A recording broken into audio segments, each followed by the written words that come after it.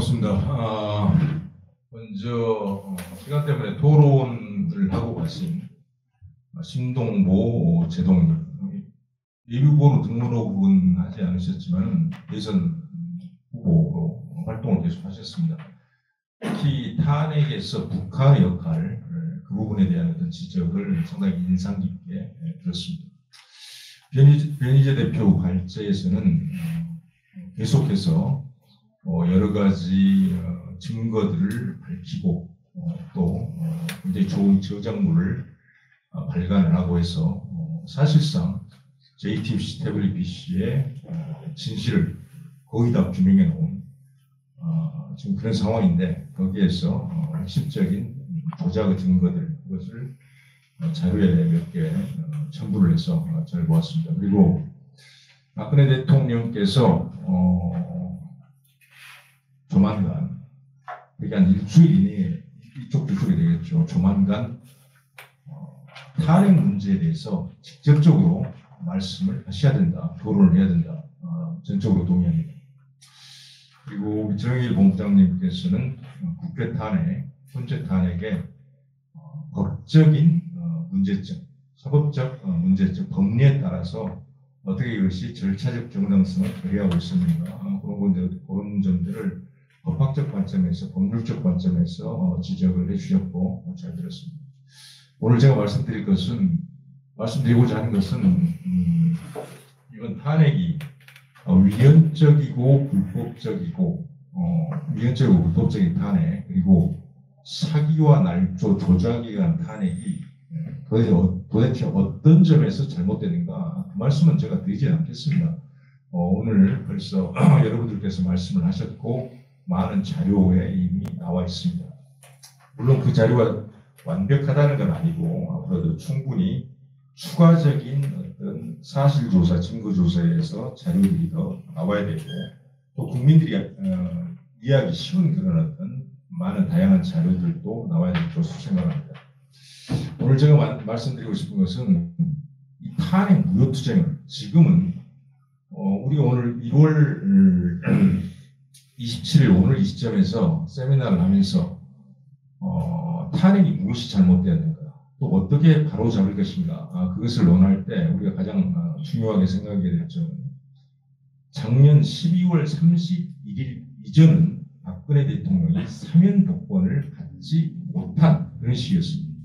그때 이루어지는 논의하고 12월 31일 사면 복권이 이루어진, 박근혜 대통령께서 사면 복권이 이루어진 이 시점에서 이제는 탄핵을 어떻게 무효화시킬 것인가 하는 탄핵 무효 투쟁의 방법론이 달라져야 된다는 것이죠. 어떻게 달라져야 될 것인가, 거기에 대해서 제가 여러 사람들과 토론한 것, 또 그리고 그런 생각한 것들을 아직 충분히 제가 검토하고 정리는 못했지만 한번 말씀을 드리고 조금 이따 질의응답 시간에 한번 같이 말씀도 나눠보도록 하겠습니다.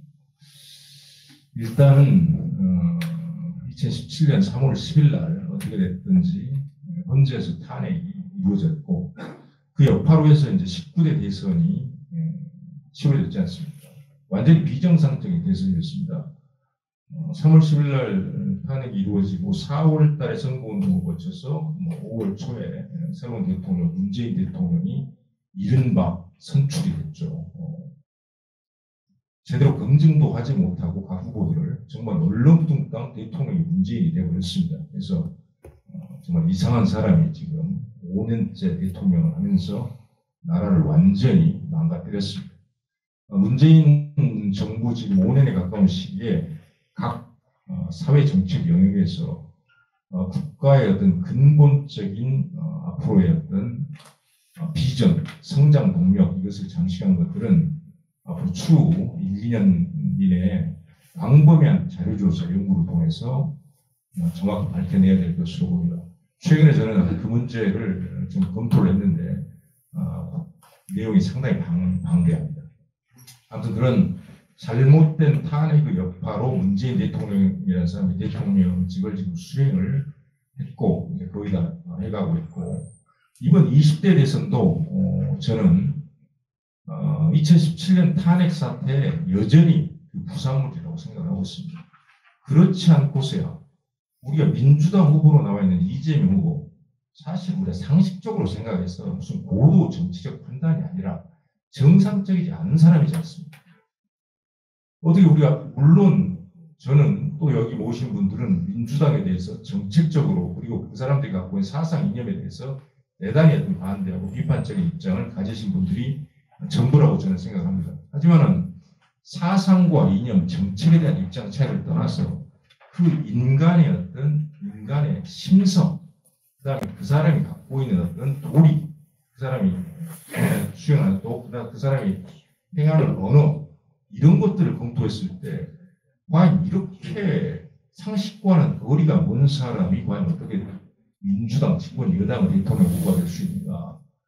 며칠 전에 그 성남 성대문 시장 가서 또 저기 소년공이었는데 뭐 아버지가 어떻고 어머니가 어떻고 뭐 또 돌아가신 형님을 이거 제가 그거 뭐 질질 짜면서 한 15분 20분 얘기를 하던데 그걸 쭉 한번 들어봤는데 참 혐오스러운 영상이었습니다. 봤습니다. 제가 또 이재명 계속 조사를 했기 때문에 봤는데 돌아가신 형 이재선 씨를 이미 돌아가셨습니다. 2017년에 암 말기, 폐암 말기 진단을 받고 이미 돌아가셨는데 돌아가신 분을 정말 공인회계사로서 시정의 자기 개인의 이득을 위해서 시정에 개입, 내 동생이 성남시장인데 내 성남시장 형으로서 내 어떤 시정에 개입해서 내 어떤 정치적 이득을 얻어보겠다.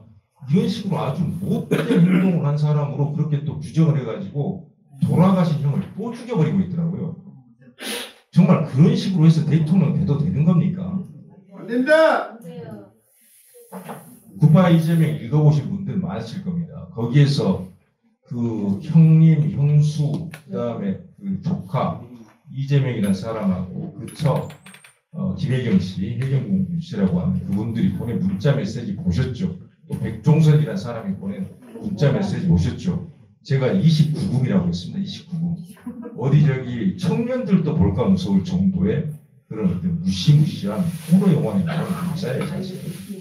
그런 내용을 갖다가 그러면은 자기가 잘못한 부분은 지금 그 일반에 많이 알려진 것보다 훨씬 더 잘못한 그 큰형을 정신병원에 강제 입원시키기 위해서 한 일들이 많고 저는 그 관련된 공소장도 그 굿바이 이재명을 책이 진행하는 과정 중에서 제가 여러 번 제 의견들을 그래서 제가 계속 단결했었기 때문에 알고 있고 이재명이 어떤 일을 벌였는지 더 깊숙이 지금 언론에 나온 것보다 알고 있습니다. 그런데 바로 그런 형에 대해서 자기가 어떻게든 다시 살아보고 그 녹취록을 어떻게 이겨내서 표를 얻어서 대통령이 돼보겠다고 형님을 사실과도 완전히 다른 내용을 이야기하면서 눈물을 질질 짜가면서 또 형님을 악인 중에 악인으로 만들어버려요. 어떻게 이런 사람이 있을 수가 있습니까? 그러면 국힘으로 넘어와서 윤석열이라는 사람은 그럼 정상적인 사람입니까? 지금 윤석열을 좌익 쪽에서 계속 공격을 하고 있잖아요. 좌익들의 공격이 크게 안 먹히고 있어요. 국민들한테 왜 안 먹히느냐? 본질적 비판을 좌익들은 자기 무슨 딜레마적 상황에 빠져 있어서 윤석열에 대해서 본질적 비판을 하지 못합니다. 윤석열에 대해서 본질적 비판을 할 수 있는 사람들은 바로 저희들입니다. 박근혜 대통령 탄핵 관련해서 당신이 죄 없는 사람한테 무고하게 죄를 뒤집어 씌우고 증언을 조작하고 부당한 법리를 만들어서 당신은 완전히 45년 구형하고 사람을 죽을 정도로 재판을 진행해서 22년 형을 받게 만들었잖아. 그리고 소위 문재인 정부의 정치보복급 적폐청산 수사에서 최첨단에서 그 무슨 사람 물어 죽이는 게 피플 테리어 같이 달려 나와가지고 물어뜯어서 수백 명 구속시킨 사람이 누굽니까? 그게 정당한 어떤 법 집행이고 정당한 어떤 법치에서 정당한 법리에서 확실한 어떤 소명된 어떤 범죄 사실에 대해서 내린 어떤 정당한 형벌이었습니까? 아니었지 않습니까? 관련돼서 자살한 사람만 4명이 됩니다. 200명이 구속되고 바로 그런 우리나라 대한민국 건국의 최악의 검사도 아니죠. 검사 가령 의사가 환자 수술 잘해서 살려내라고 칼을 줬더니 그 칼로 환자를 죽여버리면 수술할 때 자기가 실험하면서 죽여버리면 어떻게 하겠습니까? 그런 사람은 사형을 시켜야죠. 사형. 그게 의사입니까? 윤석열 검사라는 칭호를 쓸 수가 없는 거예요. 검사는 인권보호, 약자보호, 범죄 피해자를 보호하고 범죄 피해자로 들어온 사람도 죄가 없을 때는 그 사람이 억울함을 벗겨주는 것도 검사의 의무입니다. 검사 직업적 책무란 거예요. 그런데 검사의 그 무소불위의 엄청난 권한을, 권력을 국민들이 어떤 그런 좋은 일을 하라고 그렇게 권한을 부여줬더니 그 권한을 갖고 아무 죄 없는 박근혜 대통령에게 뇌물죄 뒤집어 씌우고 국고손실죄 뒤집어 씌우고 공직선거 위반 뒤집어 씌워서 22년이면 징역형을 받게 만들고 180억의 벌금, 35억의 추징금, 그리고 이 사건은 정치적인 사건이기 때문에 그 추징금을 추징하겠다고 벌금을 보존하겠다고 해서 살고 있는 집을 날려버리고 그렇게 하면 안 되는 겁니다. 언제든지 사면 복권이 1년 안에 보통 이루어지지 않습니까? 전두환, 노태우 대통령 사형 선고 다 받았을 때 그때 그렇게 그분들의 어떤 집을 다 공매로 그렇게 해서 다 취업을 해버렸습니까? 그러지는 않는단 말이죠. 이것은 박근혜 대통령에게 대해서 윤석열 특검수사팀장, 서울중앙지검장, 검찰총장 이 사람이 한 것은 최악의 정치보복이고 개인적인 사기적 복수고 검사로서는 있을 수 없는 우리 대한민국 사회에서 반드시 그 역사를 남겨야 될 어떤 그런 사람입니다. 지금 그래서 이것은 이재명 윤석열도 결국은 지난 잘못된 2017년 탄핵 사태의 악성 부산물이었다. 이런 점을 말씀을 드리겠습니다. 그래서 이번 20대 대선이 엉망진창 대선, 이상한 비정상 대선이 되어버린 것이고 누가 되든지 간에 저는 그렇게 생각합니다. 누가 대통령이 되든지 간에 그것은 아무런 정권 교체도 아니고 정권 연장도 아니고 아무것도 아니다. 누가 되든지 간에 대정부 투쟁, 정권 타도 투쟁의 대상이 되어야 된다. 저는 그런 생각을 갖고 있고 그런 방향으로 앞으로 싸워나갈 것이고 박근혜 대통령께 기대하는 말을 한 가지 말씀드리고 제 말씀을 맺도록 하겠습니다.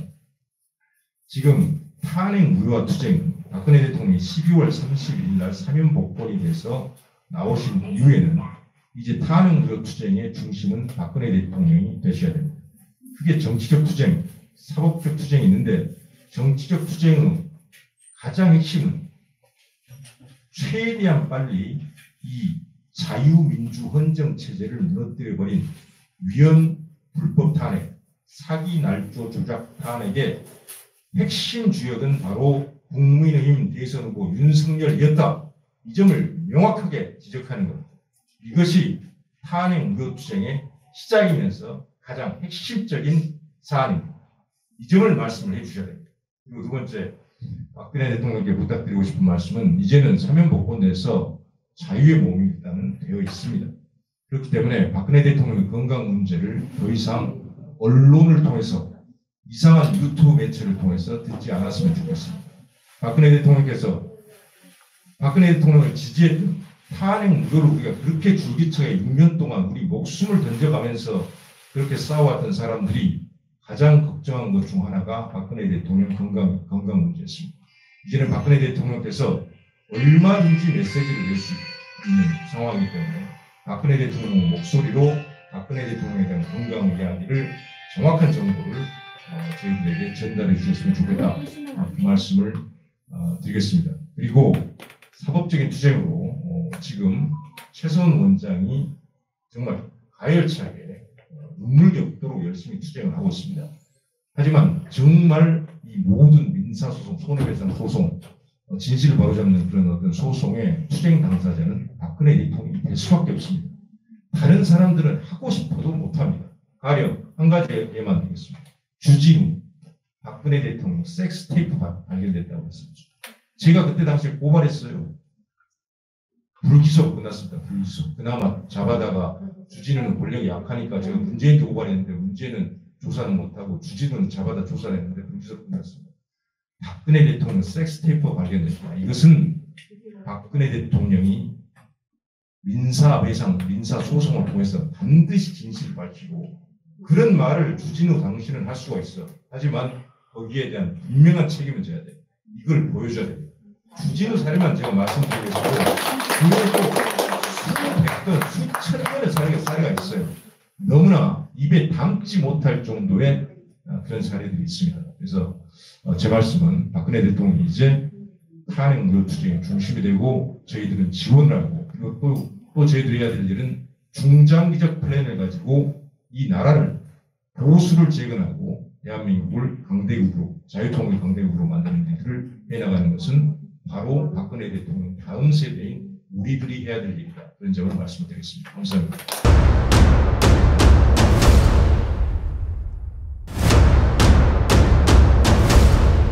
자유의 싸움, 그리고 생존의 싸움, 그리고 비급여의 전면급여와 저지를 위해서 건강보험 소위 하나로 정책, 종액계약제를 반드시 저지해야 된다는 차원에서 우리 의료계는 목숨을 걸고 싸워서 반드시 이겨내야 합니다.